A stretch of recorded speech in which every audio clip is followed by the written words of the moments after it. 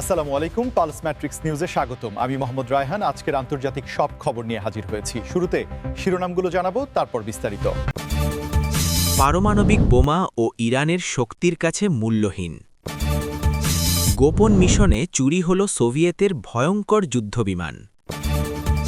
American যুদ্ধজাহাজের সামনে উঠে এলো রাশিয়ান সাবমেরিন। আত্মগোপনের গুঞ্জনের মাঝে প্রকাশ্যে খামেনি যুক্তরাষ্ট্রকে হুঁশিয়ারি। ইউরেনিয়াম থেকে কিভাবে তৈরি হয় পারমাণবিক বোমা, ইরান কতটুকু সক্ষম হয়েছে? এই বিষয়ে আপনার মতামত কমেন্টে জানান এবং যুদ্ধের সব আপডেট আগে পেতে চ্যানেলটি সাবস্ক্রাইব করে যাবেন। আসসালামু আলাইকুম, স্বাগতম জানাচ্ছি পুলস ম্যাট্রিক্স সংবাদে। আমি মোহাম্মদ কিবরিয়া। এতক্ষণ শুনছিলেন সংবাদ শিরোনাম, এবার বিস্তারিত। পারমাণবিক বোমার ধ্বংসাত্মক ক্ষমতা নিয়ে সারা বিশ্বে সবসময়ই এক ধরনের আতঙ্ক কাজ করে, কিন্তু বর্তমান ভূরাজনীতিতে ইরানের যে অবস্থান এবং তাদের যে সামরিক কৌশল, তাতে অনেক বিশ্লেষক মনে করছেন যে কেবল পারমাণবিক হুমকি দিয়ে ইরানকে দমানো সম্ভব নয়, এবং অনেক ক্ষেত্রে এই বিশাল মারণাস্ত্র ইরানের শক্তির সামনে কিছুটা হলেও গুরুত্বহীন হয়ে পড়েছে। আপনারা হয়তো লক্ষ্য করেছেন যে ইরান গত কয়েক দশকে তাদের প্রতিরক্ষা ব্যবস্থাকে এমনভাবে সাজিয়েছে যেখানে তারা মাটির নিচে শত শত ফুট গভীরে বিশাল সব মিসাইল সিটি বা ক্ষেপণাস্ত্র শহর তৈরি করেছে, যা যে কোনো শক্তিশালী বোমা বা পারমাণবিক হামলার প্রভাব থেকে সম্পূর্ণ মুক্ত থাকতে সক্ষম বলে দাবি করা হয়। এই যে মাটির নিচের প্রতিরক্ষা নেটওয়ার্ক, এটাই ইরানকে একটি কৌশলগত সুবিধা দিচ্ছে, যা অনেক শক্তিশালী রাষ্ট্রকেও ভাবিয়ে তুলছে। ইরান তার ভৌগোলিক অবস্থানকে এমনভাবে ব্যবহার করছে যে তাদের গুরুত্বপূর্ণ সামরিক স্থাপনাগুলো পাহাড়ের ভেতরে বা দুর্গম এলাকায় ছড়িয়ে ছিটিয়ে আছে, যার ফলে একক কোনো হামলায় তাদের মূল শক্তিকে গুড়িয়ে দেওয়া প্রায় অসম্ভব। আপনারা যদি আন্তর্জাতিক সংবাদ মাধ্যমগুলোর দিকে তাকান, তবে দেখবেন যে ইরানের ড্রোন প্রযুক্তি এবং ব্যালিস্টিক ক্ষেপণাস্ত্রের উন্নয়ন এখন এমন পর্যায়ে পৌঁছেছে যা এই অঞ্চলের ক্ষমতার ভারসাম্য পুরোপুরি বদলে দিয়েছে। তাদের তৈরি ড্রোনগুলো এখন বিশ্বের বিভিন্ন প্রান্তে ব্যবহৃত হচ্ছে, যা প্রমাণ করে যে ইরান কেবল পারমাণবিক আকাঙ্ক্ষা নয়, বরং প্রথাগত যুদ্ধকৌশলেও কতটা পারদর্শী হয়ে উঠেছে।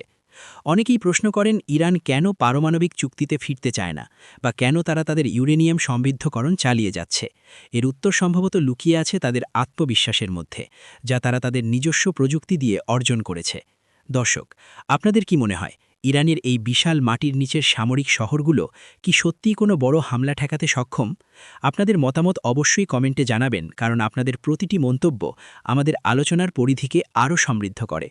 আর যারা আমাদের চ্যানেলে নতুন এসেছেন, তারা এই ধরনের ইনডেপথ অ্যানালিসিস মিস না করতে চাইলে এখনই সাবস্ক্রাইব করে বেল আইকনটি বাজিয়ে রাখুন। ইরানের এই সক্ষমতা কেবল মধ্যপ্রাচ্য নয়, বরং পুরো বিশ্বের শক্তিধর দেশগুলোর জন্য একটি নতুন সমীকরণ তৈরি করেছে, যেখানে আধুনিক মারণাস্ত্রের চেয়েও বেশি কার্যকর হয়ে উঠছে কৌশলগত অবস্থান এবং দেশীয় প্রযুক্তির সঠিক প্রয়োগ। শীতল যুদ্ধের সময়কার গোয়েন্দা লড়াইয়ের গল্পগুলো সবসময়ই রোমাঞ্চকর হয়, এবং তেমনই একটি অবিশ্বাস্য ঘটনা হল যখন একটি অত্যন্ত গোপন মিশনের মাধ্যমে সোভিয়েত ইউনিয়নের অন্যতম শক্তিশালী এবং ভয়ঙ্কর যুদ্ধবিমানটি চুরির মতো ঘটনা ঘটেছিল, যা পুরো বিশ্বকে স্তব্ধ করে দিয়েছিল। আমরা কথা বলছি মিগ-25 ফক্স ব্যাট নিয়ে, যা ছিল তৎকালীন সময়ে সোভিয়েত বিমানবাহিনীর সবচেয়ে বড় গর্ব এবং পশ্চিমাদের কাছে এক রহস্যময় আতঙ্ক, কারণ এই বিমানটি শব্দের চেয়েও ৩ গুণ বেশি গতিতে উড়তে পারত এবং রাডারের ধরাছোঁয়ার বাইরে থাকার সক্ষমতা রাখত। ১৯৭৬ সালের সেই দিনটির কথা ভাবুন, যখন ভিক্টর বেলেনকো নামে এক সোভিয়েত পাইলট তার শক্তিশালী বিমানটি নিয়ে হঠাৎ করেই জাপানের একটি বেসামরিক বিমানবন্দরে অবতরণ করেন, যা আসলে কোনো সাধারণ ল্যান্ডিং ছিল না, বরং এটি ছিল পশ্চিমা গোয়েন্দা সংস্থাগুলোর জন্য এক সোনার খনি।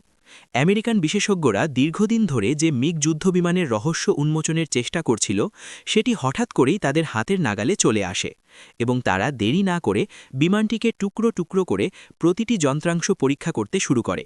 সোভিয়েত ইউনিয়ন তখন প্রচণ্ড ক্ষুব্ধ হয়ে তাদের বিমান ফেরত চেয়ে হুমকি দিচ্ছিল, কিন্তু ততক্ষণে মার্কিন গোয়েন্দারা জেনে গিয়েছিল যে এই বিমানের বিশাল আকার এবং এর অবিশ্বাস্য গতির পেছনের গোপন রহস্য আসলে কী। এই ঘটনাটি ছিল সোভিয়েত প্রযুক্তির জন্য একটি বড় ধাক্কা, কারণ যে গোপনীয়তার উপর ভিত্তি করে তারা তাদের আকাশসীমা সুরক্ষিত রাখত, তা এক নিমিষেই ফাঁস হয়ে যায়।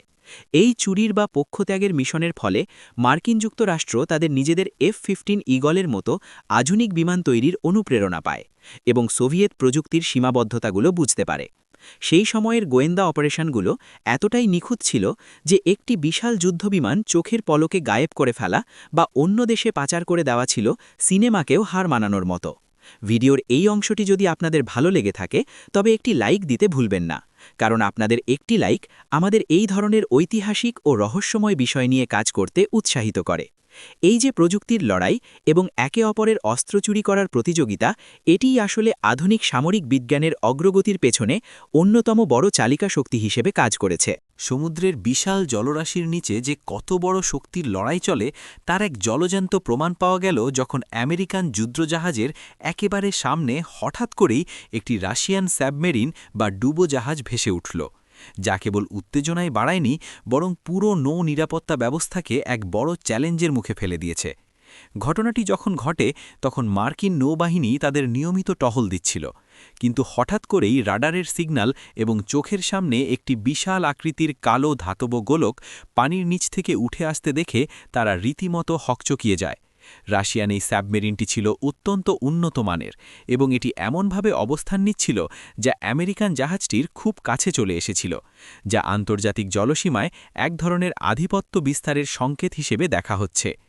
এই ধরনের ঘটনাগুলো সাধারণত কোনো বড় সামরিক মহড়ার সময় বা একে অপরকে শক্তি প্রদর্শনের জন্য ঘটানো হয়, যেখানে রাশিয়ান সাবমেরিনগুলো তাদের স্টেলথ প্রযুক্তি বা নীরবে চলাচলের ক্ষমতা পরীক্ষা করে দেখে।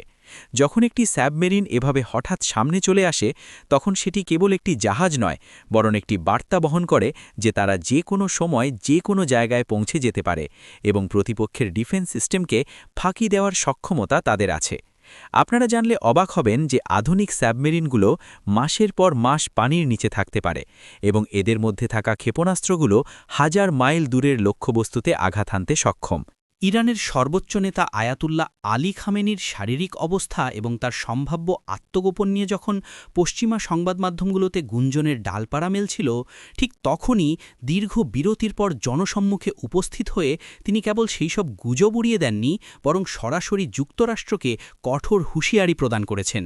খামেনি এমন এক সময় সামনে আসলেন যখন মধ্যপ্রাচ্যে উত্তেজনা তুঙ্গে এবং ইরানের ওপর নতুন করে নানামুখী চাপ সৃষ্টি করার চেষ্টা করা হচ্ছে, আর তার এই উপস্থিতি সমর্থকদের মধ্যে ব্যাপক উদ্দীপনা তৈরি করেছে। তিনি তার ভাষণে অত্যন্ত স্পষ্ট ভাষায় বলেছেন যে ইরান কোনো ধরনের হুমকির মুখে মাথা নত করবে না এবং তাদের সার্বভৌমত্বের ওপর কোনো আঘাত এলে তার ফল হবে ভয়াবহ। খামেনির এই বক্তব্যটি কেবল একটি রাজনৈতিক ভাষণ ছিল না, বরং এটি ছিল একটি কৌশলগত বার্তা যা বিশ্বের প্রভাবশালী দেশগুলোর কাছে পৌঁছানোর চেষ্টা করা হয়েছে। ইরানের অভ্যন্তরীণ রাজনীতিতে তার অবস্থান যে কতটা সুদৃঢ় এবং তিনি যে এখনও পুরো ব্যবস্থার নিয়ন্ত্রণ ধরে রেখেছেন, এই পাবলিক অ্যাপিয়ারেন্সের মাধ্যমে তিনি সেটাই প্রমাণ করতে চেয়েছেন। আপনারা লক্ষ্য করে থাকবেন যে তার বক্তব্যের সময় চারপাশে হাজার হাজার মানুষের উপস্থিতি ছিল, যা তার জনপ্রিয়তা এবং ইরানের জনগণের সংহতি প্রদর্শন করে। যুক্তরাষ্ট্রকে দেওয়া এই হুঁশিয়ারির পেছনে ইরানের সাম্প্রতিক ক্ষেপণাস্ত্র পরীক্ষা এবং তাদের প্রতিরক্ষা সক্ষমতার উন্নয়নের এক বড় ভূমিকা রয়েছে বলে সামরিক বিশ্লেষকরা মনে করছেন।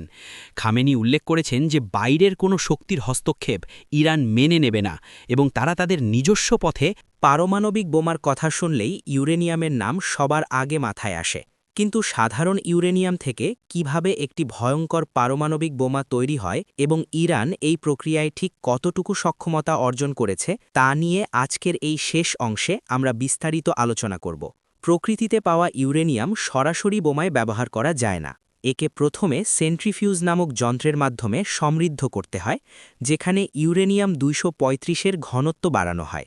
একটি পারমাণবিক বিদ্যুৎ কেন্দ্রের জন্য মাত্র 3 থেকে 5% সমৃদ্ধ ইউরেনিয়াম প্রয়োজন হলেও একটি বোমা তৈরির জন্য এর মাত্রা অন্তত 90% পৌঁছাতে হয়, যা অত্যন্ত জটিল এবং সময় সাপেক্ষ একটি প্রক্রিয়া। আন্তর্জাতিক পরমাণু শক্তি সংস্থা বা IAEA এর সাম্প্রতিক রিপোর্ট অনুযায়ী ইরান ইতোমধ্যে 60% পর্যন্ত ইউরেনিয়াম সমৃদ্ধ করতে সক্ষম হয়েছে, যা বোমার জন্য প্রয়োজনীয় 90%-এর খুব কাছাকাছি। ইরানের নাতাঞ্জ এবং ফোরদোরের মতো ভূগর্ভস্থ স্থাপনাগুলিতে হাজার হাজার আধুনিক সেন্ট্রিফিউজ দিন-রাত কাজ করে যাচ্ছে এবং তাদের প্রযুক্তিগত এই অগ্রগতি বিশ্বের পরাশক্তিগুলোকে রীতিমতো চিন্তায় ফেলে দিয়েছে। অনেকে মনে করেন যে ইরান এখন ব্রেকআউট পিরিয়ড বা এমন এক পর্যায়ে আছে যেখান থেকে তারা সিদ্ধান্ত নিলে মাত্র কয়েক সপ্তাহ বা মাস